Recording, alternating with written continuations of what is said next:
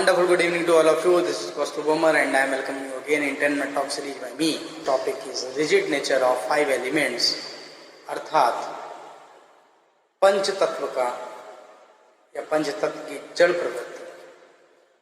तो ये बहुत इंटरेस्टिंग टॉपिक है और इस इंटरेस्टिंग से टॉपिक को मैं कुछ अलग तरीके से शुरू करूंगा। आपने रामचरितमानस में दोहा जरूर पढ़ा है कि विनय न मानत जलति जल गए 3 दिन बीत और बोले राम से को तब तो आपके मन में विचार आएगा इसको मैं किस तरीके से अपने टॉपिक से रिलेट करूंगा। और आपको ये भी जानकारी है कि मैं जो टॉपिक्स पे बात करता हूँ साइंटिफिकली थोड़ा सा कोशिश करता हूँ टॉपिक्स को लाने की।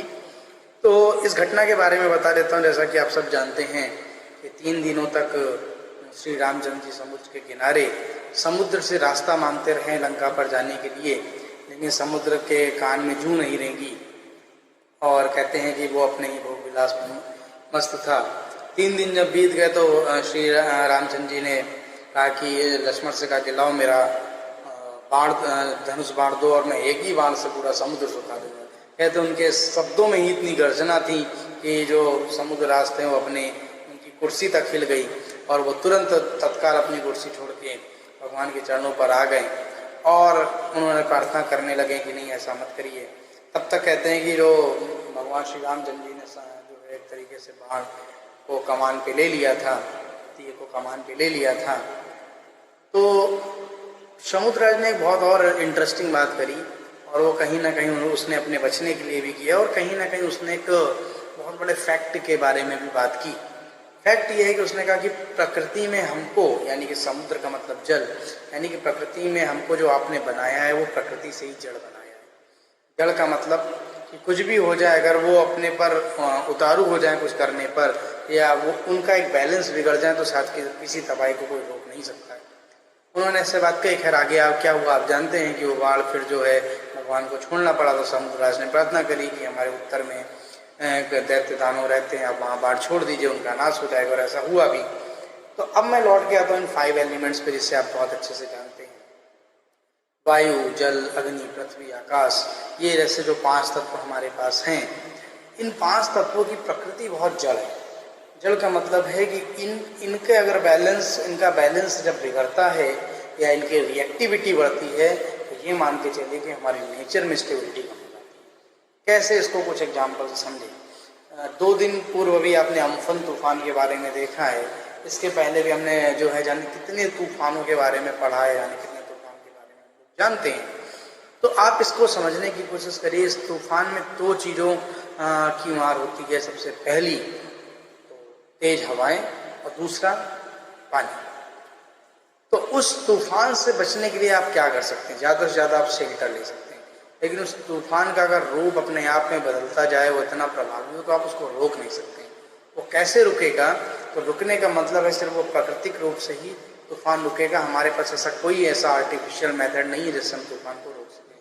हम चेतावनी दे सकते हैं, हम लोगों को का रेस्क्यू कर सकते हैं, उनको शेल्टर दे सकते हैं, उनको बचा सकते हैं, बट हम तूफान से लड़ नहीं सकते हैं। प्रश्न क्योंकि यहाँ पर बड़ा समझना आसान है आपके लिए, क्योंकि वो प्रकृति से जड़ है। ये हमारे जो हम लोग रामचरितमानस जैसे जब ग्रंथ पढ़ते हैं तो वहाँ पर जिक्र करता है। तो मैंने वहाँ से इसको साइंटिफिकली जोड़ा और ये भी फैक्ट है। सेकंड, आप फायर की बात करें। फायर की जब आप बात करते हैं तो ये भी नेचुरली एक तरीके से कहते हैं ना रिजिड है। रिजिड क्यों है? क्योंकि आप जानते हैं जब जंगलों की आग लगती है तो उसको काबू करना इतना आसान नहीं है। वो अपनी जद में जितनी ऊर्जा उसके पास है, जब आग जलते समय उसने जिस ऊर्जा से आग जली थी, धीरे धीरे उस ऊर्जा का वो अपने प्रसार करती जाती है। आपके प्रयास करने में अगर आपको लगता है कि आप इतने सक्षम हैं, उसके जंगल में लगी हुई आग, छोटी सी आग आपको लगता है हम बहुत जल्दी बुझा लेंगे, तो ऐसा आप भी जानते हैं बहुत मुश्किल है। ना के बराबर उसमें संभावना है कि आप ऐसा कर पाएंगे। हर वर्ष आप अमेरिका में हो या ऑस्ट्रेलिया या न्यूजीलैंड, आप सुनते हैं कि ऐसी जंगलों में आग लगती है जिसको कंट्रोल करने में कई बार तो कुछ दिन और कई बार तो कई हफ्ते का, कई अवसरों पर ऐसा हमने देखा कि महीने भी बीत जाते हैं, लेकिन उसको आग पर काबू पाना बड़ा मुश्किल होता है। और फिर जब वो आग खत्म भी हो जाती है तो एक तरीके से बीहड़ सुनसान वो जंगल छोड़ जाती है जिसमें शायद कुछ भी नहीं बचा है जो हमको ऊर्जा दे सके। सच्चाई है कि वापस फिर से प्रकृति अपने आप को जो है एक तरीके से इवॉल्व करेगी, फिर से वहाँ पर बदलाव आएंगे, लेकिन आप इसका एक नेचर समझ सकते हैं। सिमिलरली वे पे tsunami, you can not stop tsunami. आपके पास आज भी ऐसी कोई शक्ति नहीं है जो सुनामी को रोकने में सक्षम हो। अगर सुनामी आएगी तो सिर्फ आपके पास बचने के ही संसाधन को आपको ढूंढना पड़ेगा, आप उसको रोक नहीं सकते। This is the fact.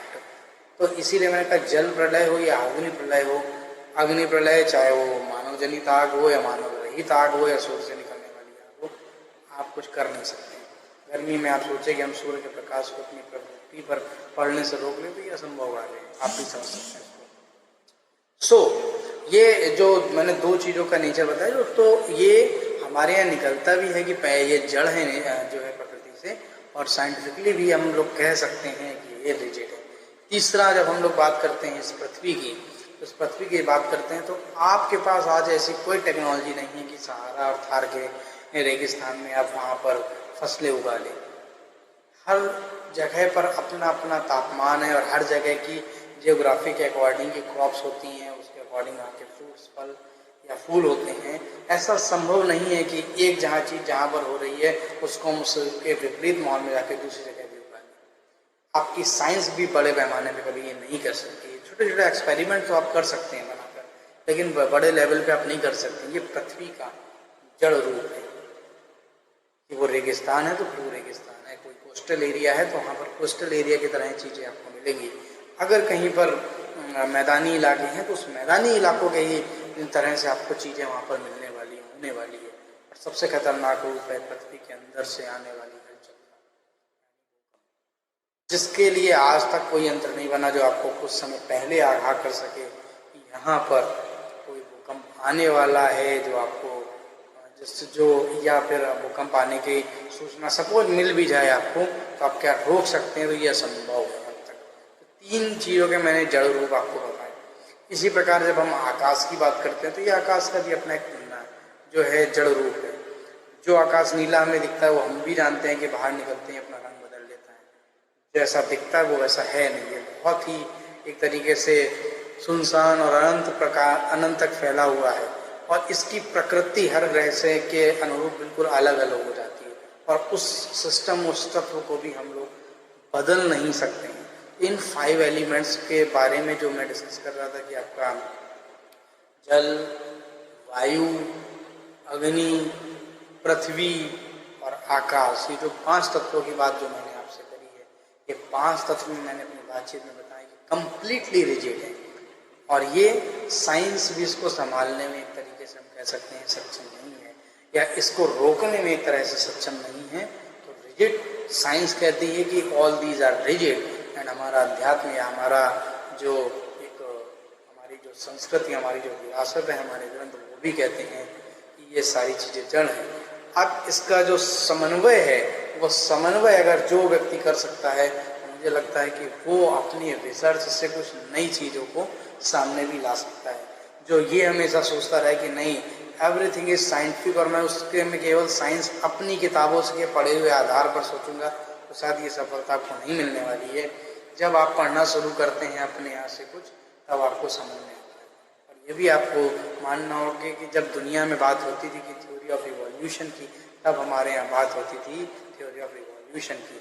हमारा एक ऐसा सनातन धर्म है जिसके हर ग्रंथ में जिक्र आता है कि ये प्रकृति है, इसका एक सर्कुलेशन है, ये 4 भागों में यूं चलती रहती है, जिसे सतयुग, त्रेता युग, द्वापर युग और कलयुग के नाम से हम जानते हैं। एक तरीके से रिवॉल्यूशन हमेशा होता रहता है, और उस समय इवोल्यूशन की थ्योरी दी जाती थी। आज कहीं ना कहीं वैज्ञानिक भी मानने पर विवश होने लगे हैं, yes the theory of revolution is बिल्कुल ही सही है, इज कम्प्लीटली करेक्टेड। तो बिल्कुल ठीक है। सो ऐसी है कि ये बात जो थी, जो मैं आज आपसे कर रहा था, rigid nature of 5 elements, it's a fact. और मुझे लगता है कि ऐसी बहुत सारी चीज़ें हैं हमारे प्राचीन ग्रंथों में, या हम अभी भी जिनको पढ़ते हैं। बस मेरा हमेशा से यही मानना रहा है कि जो भी आप ग्रंथ को, जो भी वेद शास्त्र को आप पढ़ें, उसको सिर्फ धर्म के आधार पर ना पढ़ के उसकी वैज्ञानिकता के आधार पर पढ़ें, तो मुझे लगता है कि सभी और समाज